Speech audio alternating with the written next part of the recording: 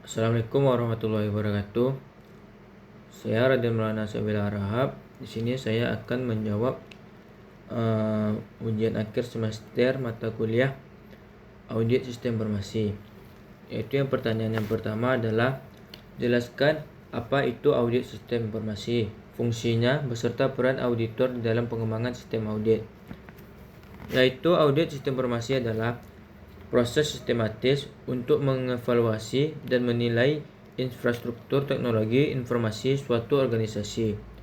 Audit mencakup penilaian terhadap sistem komputer, jaringan, kebijakan, prosedur, dan keamanan data guna memastikan sistem dapat diandalkan dan aman mendukung tujuan bisnis organisasi. Fungsi dari audit sistem informasi yaitu menilai efektivitas dan efisiensi sistem, menjaga keamanan dan integritas data, meningkatkan tata kelola TI, dan mendeteksi data, mencegah penipuan atau penyalahgunaan sistem. Peran auditor dalam pengembangan sistem audit. Yang pertama yaitu perencanaan audit, evaluasi pengendalian internal, analisis risiko sistem, dan melakukan pengujian dan validasi sistem. Selanjutnya pertanyaan yang kedua adalah jelaskan apa saja pengendalian audit sistem informasi dan risiko apa yang terjadi di dalam auditing. Jawabannya yaitu pengendalian umum atau general control. Pengendalian umum yaitu berlaku secara menyeluruh terhadap seluruh lingkungan sistem informasi organisasi. Yang kedua yaitu pengendalian aplikasi atau application control, yaitu berlaku secara spesifik pada sistem aplikasi tertentu untuk menjamin input, proses, dan output data berjalan akurat.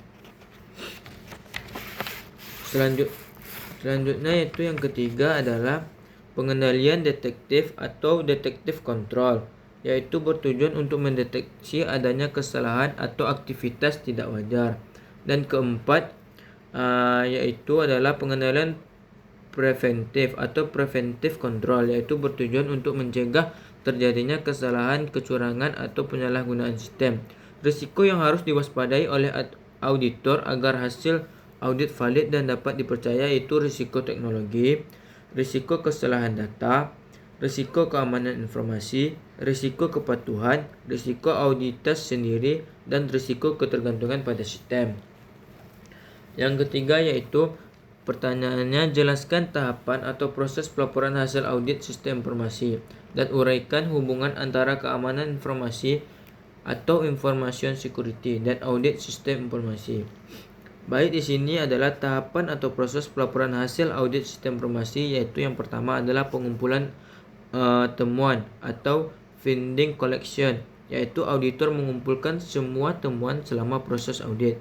Yang kedua yaitu evaluasi dan analisis temuan, yaitu adalah auditor menganalisis setiap temuan. Yang ketiga adalah yaitu penyusunan rekomendasi, yaitu setiap temuan akan disertai dan saran perbaikan atau rekomendasi yang realistis dan relevan. Yang keempat, diskusi dan klarifikasi dengan pihak terkait, yaitu auditor berdiskusi dengan pihak yang diaudit untuk mengklarifikasi temuan dan memberikan kesempatan untuk memberikan penjelasan. Yang kelima, yaitu penyusunan laporan audit atau audit report. Disusun secara sistematis, biasanya mencakup tujuan audit, ruang lingkup audit, dan metodologi yang digunakan, rekomendasi perbaikan, dan kesimpulan audit. Yang keenam yaitu penyampaian laporan kepada manajemen. Laporan audit disampaikan ke pihak manajemen atau pimpinan organisasi sebagai bahan evaluasi. Selanjutnya yang ketujuh yaitu tindak lanjut atau follow up, yaitu setelah laporan disampaikan, auditor dapat melakukan audit lanjut untuk memastikan bahwa rekomendasi sudah dijalankan. Keamanan informasi dan audit sistem informasi sangat berkaitan. Keamanan adalah aspek utama yang dinilai dalam audit, sedangkan audit membantu organisasi menemukan celah dan meningkatkan proteksi terhadap data dan sistem. Keempat, jika dalam audit, pertanyaan yang keempat adalah Dalam audit sistem informasi akademik di universitas, ditemukan bahwa proses backup data hanya dilakukan setiap 3 bulan sekali. Analisis risiko apa yang mungkin yang timbul dan apa rekomendasi menurut Anda? Menurut saya adalah jika dalam audit sistem informasi akademik di universitas ditemukan bahwa proses backup dan data hanya dilakukan setiap 3 kali sebulan, maka ini adalah kondisi yang cukup berisiko. Bayangkan jika terjadi kegagalan sistem, serangan siber, atau kerusakan server seperti kebakaran, banjir, atau gangguan teknis, maka seluruh data yang diinput dalam rentang waktu 3 bulan terakhir bisa hilang. Ini mencakup data penting seperti nilai mahasiswa, data pendaftaran, KRS, absensi, hingga laporan akademik dosen.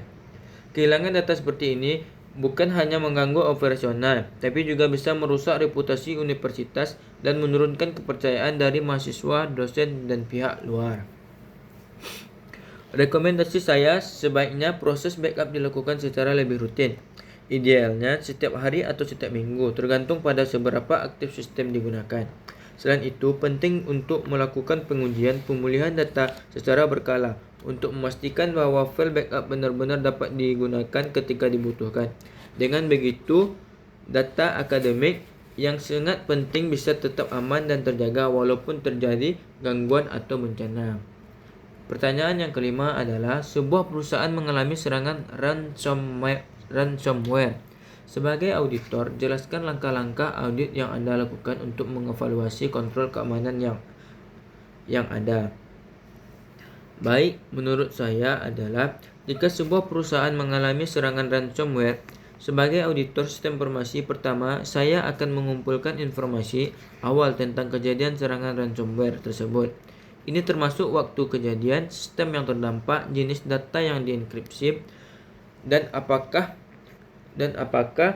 kejadian serangan ransomware tersebut tebusan dari pelaku. Saya juga akan meminta laporan insiden dari tim TI atau keamanan siber internal untuk mendapatkan gambaran umum.